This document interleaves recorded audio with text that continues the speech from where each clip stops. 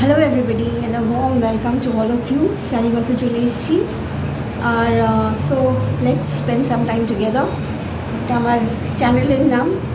আর হ্যাঁ, চলো একটুখানি সবাই মিলে একটুখানি সময়টা ভালো করে কাটাই। সবসময় ইচ্ছা করে তোমাদের সাথে গল্প করি, সময়টাকে একটু মানে অন্যরকম করে কাটাই, কিন্তু হয়ে ওঠে না।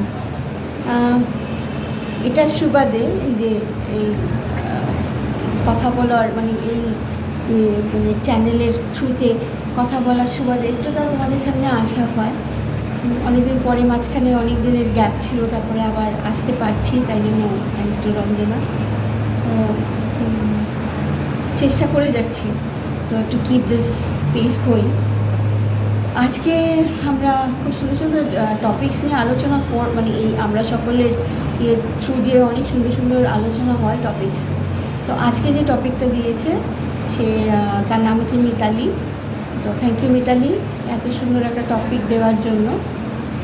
আর আজকের টপিকটা হলো ভাষা এবং তার প্রয়োগ ঠিক মতন করলে পরে শত্রুকেও কিন্তু মিত্র বানানো যায়। এটা ভীষণ একটা কী বলবো ইম্পর্ট্যান্ট একটা কথা, যে মানুষের কথা বলার বাচন ভঙ্গিতেই কিন্তু অনেক কিছু থাকে।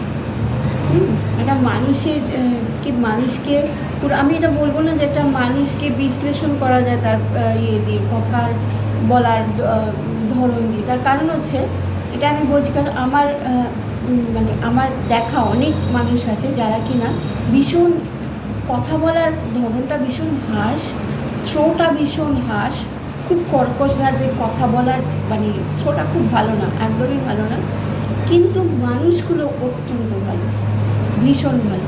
এরকম আমার চোখের সামনে দুজনের মুখ আমার বেশি উঠছে, যে এরকম মানে এত তাদের হসপিটালিটি এত ভালো যে এখনও পর্যন্ত দুজনেই নেই এখন আর আমাদের মধ্যে, কিন্তু দুজনের কথাই মানুষ এখনও বলে যে কি ভালো, মানে ওনাদের কাছে গেলে পরে না মানে মনে হয় যেন নিজের আপন লোকের কাছে, এত ভালো তাদের আপ্যায়ন ছিল, কিন্তু কথা বলার ধরনটা ভালো ছিল, মানে কী বলবো থ্রোটা ভীষণ কর্কশ লাগতো।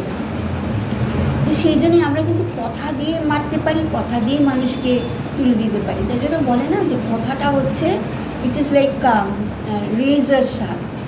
রেজার শার্প টাং, এরকম কথায় বলে যে যদি তোমাকে মানে অনেকে আছে না মানে মিষ্টি কথা দিয়ে তোমাকে একদম চিরফার করে দেবে, আবার অনেকে আছে মানে কোথাও তোমাকে খারাপ ওয়ার্ডস ইউজ করতে হবে না, খারাপ কথা তোমার বলতে হবে না, কিন্তু মিষ্টি কথা বলে এমনভাবে তোমাকে বলবে যে কথার প্রয়োগ, ভাষার চয়নে এমনভাবে সিলেক্টেড কিছু বলবে যে তোমার একেবারে মর্মাহত হয়ে যাবে। আবার অপর দিকে এমন কথা বলে কিন্তু মানে একটা খারাপ সিচুয়েশনকেও একদম মোল্ড করা যেতে পারে। মানে কথা দিয়ে না মানুষকে আপন করা যায়, কথা দিয়ে মানুষকে পর করা যায়। আবার দেখো বড় বড় যখন আমাদের এই দেশে যখন প্রবলেমস দেখা দেয়, তখন কিন্তু এই কথার মাধ্যমেই কিন্তু অনেকটা হয়, মানে অনেক ডিসকাশনসের থ্রু দিয়ে কিন্তু অনেক সলিউশন বেরিয়ে যায়। তো প্রথম জিনিস হচ্ছে আমরা ডিসকাস করতে হবে আমাদেরকে to bring about a solution. তো যদিও এটা আমাদের জীবের কোনো হাড় নেই, একদমই একটা মাংসপিণ্ড, কিন্তু এটা প্রচণ্ড জোর, অসম্ভব ক্ষমতা। এটা একটু কিছুতেই মানে মানুষকে একদম ঘায়েল করে দিতে পারে, একটা কথায় ঘায়েল করে দিতে পারে। তো এটাই হচ্ছে ব্যাপার যে while talking, while selecting words, while choosing what you are going to say, মানে চুজ করা উচিত যখন বিফোর টকিং, কথা বলার আগে তুমি কি কথা বলছো, তাই সেই কথাগুলো কিন্তু ভালো করে চুজ করতে হবে, ভালো করে। মানে উল্টোপাল্টা কথা যদি আমি বলে দিই কার মনে কি লেগে যাবে সেটা তো না, তখন কিন্তু আমার মিত্র শত্রু হয়ে যেতে পারে। অপরদিকে কিন্তু আমি যদি দেখি যে হ্যাঁ একটা সিচুয়েশনকে আমি কন্ট্রোলে আনতে যাওয়ার জন্য কিন্তু আমি ভালো কথা বললেও কিন্তু অনেক সময় শত্রু মিত্র হয়ে যেতে পারে। It all depends upon how we are talking, what sort of words we are using, আমাদের ভাষাটা কীরকম হচ্ছে, শব্দ চয়নগুলো কেমন হচ্ছে, সেটার উপরেও আমাদেরকে নজর দিতে হবে। তো তাহলে কিন্তু একটা আমরা যেটা বলি না সুসম্পর্ক তাহলে কিন্তু তৈরি করা যেতে পারে। তো আজকে এইটুকুনি থাক, বেশিক্ষণ বলতে পারলাম না।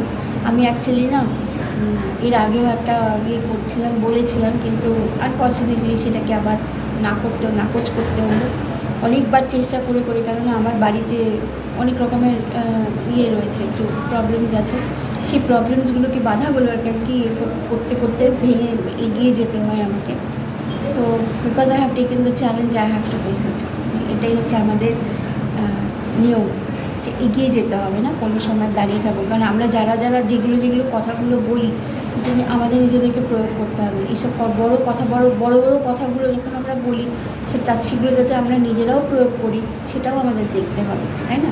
তো কাজেই যখনই বলি যে you have to move forward, যত তোমার প্রবলেম আসুক না কেন, তোমাকে এগিয়ে যেতে হবে সামনে। তো আমারও যখনই প্রবলেম আসে, তো ওটাকে সাথে নিয়ে আমাদেরকে এগোতে হবে।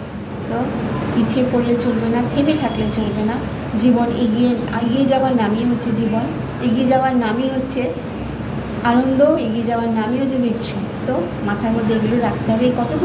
কতগুলো পয়েন্ট মাথায় রাখলে না জীবনটা অনেকটা হয়ে যায়, মানে সুবিধা হয়ে যায় এগিয়ে নিয়ে যাওয়ার জন্য। ওই ট্র্যাজেডিটা থাকে না, ওই প্রবলেমটা থাকে না, ওই ভারী ব্যাপারটা থাকে না। তো চলো আজকে এই অবধি থাক, যতটা পারলাম বললাম।